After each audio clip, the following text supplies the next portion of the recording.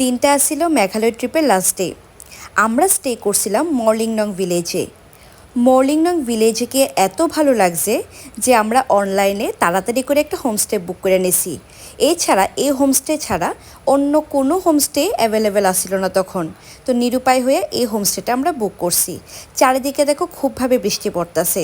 আর আমরা হোমস্টেটা ছিল Odyssey homestay. তো চলো আমি ভিতরটা দেখাই, যেহেতু আমরা এখনই এই হোমস্টে থেকে বাইর হয়ে যাবো গুয়াহাটির উদ্দেশ্যে। তো এই হোমস্টেটা তোমরা সঙ্গে একটু শেয়ার করি। তো এখানে মোটামুটি 2টা রুম অ্যাভারেজ আসিল, খুব যে ভালো আমি কইতাম না, তবে ওয়াশরুমটা ভালো আসিল। তো আমরা সব ডান হয়ে গেছে, প্যাকিং ট্যাকিং সব কমপ্লিট। তো এখন চটজলদি আমরা বাইরে হয়ে গেলাম গা। তো এটা মর্লিংনং ভিলেজেরই রাস্তা, যেটা এক্সিটের রাস্তাটা, ওইটা দিয়ে আমরা বাইর হয়ে অনেকটা পথ গিয়া তারপর আমরা ব্রেকফাস্ট করতে লাগছে। আর রাস্তায় খুব সুন্দর রাস্তা, বৃষ্টি ভেজা রাস্তা, তোমরা জানো খুবই সুন্দর হয়। তার সঙ্গে অঝরে বৃষ্টিও পড়তাছিল। তো এখানে আসিল ম্যাগি, আমি খেয়েছি পুরি আর সবজি। অলরেডি আমি হাফ খাইয়াও নিছি। তো আমরা সব ব্রেকফাস্ট করে সবাই তারপর আমরা বাইরে হয়ে গেলাম গুয়াহাটির উদ্দেশ্যে। রাস্তাটা দেখো খুবই সুন্দর। এখন কিন্তু বৃষ্টি পড়তাছে না, এখন শুধু মেঘলা ওয়েদার। একদম সামনের থেকে সামনেও গাড়িটারি কিছু দেখা যাইতেছিল না। আর আমিও ফিল্মি স্টাইলে গাড়ির থেকে বাইরিয়া একদম ওয়েদারটার একদম নিজের স্কিনের সঙ্গে উপভোগ করতে আসলাম। খুবই ভালো লাগতেছিল। তো ব্যস্ততম আমরা জীবনে আবার ফিরে আইতাছি, মানে গুয়াহাটিতে অলরেডি আমি আয়া পড়ছি। এত সুন্দর স্নিগ্ধ পরিবেশ থেকে হঠাৎ করে এত ব্যস্ততম জায়গা দেখা একটু অকওয়ার্ড লাগতেছিল, মিসও করতেছিলাম অবশ্যই। তো ফাইনালি আয়া পড়লাম গুয়াহাটি, আসামে। তো এখন আমরা যাবো হোটেলে। তো এই যে হোটেলের ভিউটা ঠিক এরকম, রুমগুলি বেশ ভালোই আসিল।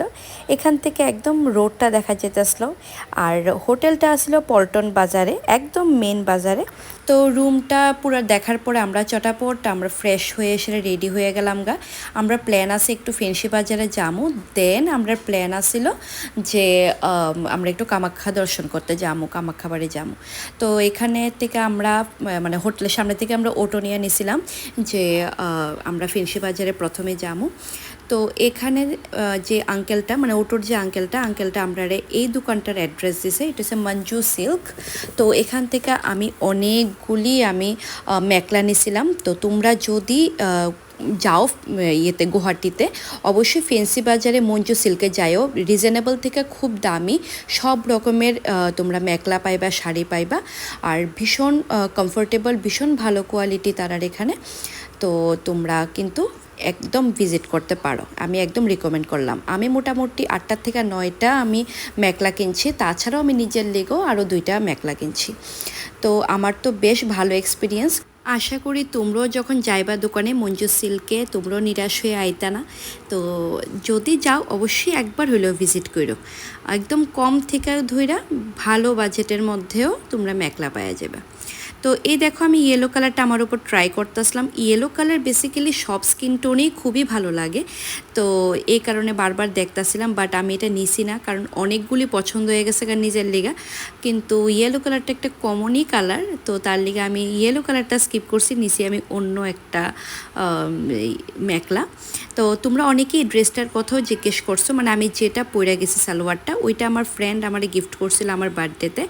তো ওইটা কই থেকে নাও আমি সত্যি জানি না, কিন্তু তোমরা অনেকেই আমার ড্রেসের ব্যাপারে অনেক কিছু জানতে চাও, বাট আমি তখন কইতে পারি না। তো এই ড্রেসটার কথা আমি এক্ষুনি কইয়া দিলাম। তো নিজে শপিং কইরা নিজের ব্যাগ নিজে মানে ক্যারি করতে আমার তো বেশ ভালো লাগে। জানি না তোমরা কি মানে মতামত এই ব্যাপারে, বাট অনেকেই হাজব্যান্ডরে দিয়া বা বয়ফ্রেন্ডরে দিয়া ক্যারি করায়, বাট আমার পার্সোনালি আমার ভালো লাগে যে নিজে শপিং করে নিজের ব্যাগ নিজে ক্যারি করতে, সেই যত ভারীই হোক আমার বেশ ভালো লাগে। তো এখান থেকে আমরা অটো স্ট্যান্ডে আয়া পড়লাম, আয়া এসে আমরা ফুচকা, দেন আমরা একটু পাপড়ি চাট ট্রাই করলাম, খুবই ভালো। অনেক দিন পর একটু অন্যরকম বলতে এতদিন তো ম্যাগি মোমো টোমো খাইয়া আইছিলাম, বাট হঠাৎ করে সেটা আমার এই ফুচকাটা খাইয়া বেশ ভালো লাগছে। তো আমরা যে ফেন্সি বাজারে যে অটো আঙ্কেলটা আইনা পৌঁছাইছিল মঞ্জু সিল্কে, ওই অটো আঙ্কেলরে আমরা ফোন করছিলাম যে আমরা যামু কামাখ্যা দর্শন করতে। তো দেখো গেলাম ঠিকই কামাখ্যা দর্শন করতে, কিন্তু এত মানে বৃষ্টি আসছিল, আর আমরা কোনোভাবেই পসিবল হয়েছে না যে আমরা নাইমা সেরা কামাখ্যা দর্শন করব, হয়তো বা মা চাইছে না এবার যাতে আমরা যাই। তো যাই হোক, নিরাশ হইয়া আমরা আবার ব্যাক করলাম, কারণ কোনোভাবেই পসিবল না যে ছেলেরে আমি অটোতে বয়ে রেখে আমরা ভিজে হইলেও যাবো, আর ছাতাও নিছি না, তো এটা কোনোভাবেই সম্ভব হয় না। তো যাই হোক, ছেলের দিকে তাকায় আমরাও এবার গেলাম না কামাখ্যা দর্শন করতে, আমরা আয় পড়লাম ডিরেক্ট হোটেলে। এবার এটা হলো নেক্সট ডে মর্নিংয়ে আমরা উঠছি, আর মর্নিংয়ে হোটেল থেকে ভিউটা ঠিক এরকম, একদম পল্টন বাজারে, তো পুরা ক্রাউডি একটা জায়গা। আর এখানে আমরা ব্রেকফাস্ট করুম, এখন ছেলে জাস্ট ব্রাশ নিল আর আমরা ব্রেকফাস্ট করুম। তো যাই হোক, মনে করলাম যে একদম রেডি হয়ে আসলে তারপর ব্রেকফাস্টটা করি। তো ব্রেকফাস্টে ছিল আলু পরাঠার সবজি আর চা।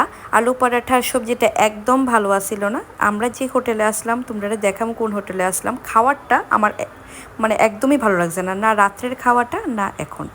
তো এই ড্রেসটা দেখে অনেকে কমেন্ট করছো যে এই কট সেটটা আমি কই থেকে নিয়েছি, এটা মিন্ত্রার থেকে নিয়েছিলাম। তো আমরা এখন ফুল রেডি আগরতলার উদ্দেশ্যে রওনা হোমো, মানে এখান থেকে এয়ারপোর্ট থেকে দেন আগরতলা আমু। তো আমরা আসলাম হোটেল ডিভাইন ভিউ। হোটেলের রুমটি ভালো আসিল মোটামুটি, আমি তো 3 স্টার দিমু, বাট হোটেলের খাওয়া একদম বাকফাস হয়েছে। আগের দিনেও আমরা বিরিয়ানি অর্ডার করছিলাম, এত ঝাল যে আমরা খাইতেই পারছি না। আর সকালের আলু পরাঠা আর সবজিটাও একদম বাজে আসিল। তো জানি না এটা হোটেলের নিজস্ব ক্যান্টিন থেকে আইছে নাকি বাইরের থেকে আইছে, বাট আমরা এক্সপিরিয়েন্স কিন্তু এই হোটেলের খাওয়া নিয়ে খুবই বাজে।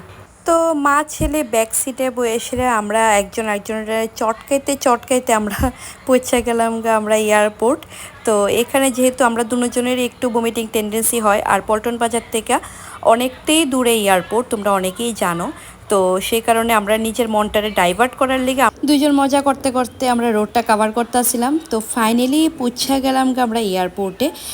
গুয়াহাটি এয়ারপোর্ট যেমন যখন আগরতলা থেকে গেছি তখনও ভিউটা ভীষণ সুন্দর আসছিল, তো এখানেও ভিউটা ভীষণ সুন্দর। যেহেতু সামার চলতেছে, মোটামুটি সবাই ভ্যাকেশনে যেতেছে, তো সামার ভ্যাকেশনের কার্নিভাল কুয়েসের একটা সুন্দর ডেকোরেশন করাও আসছিল।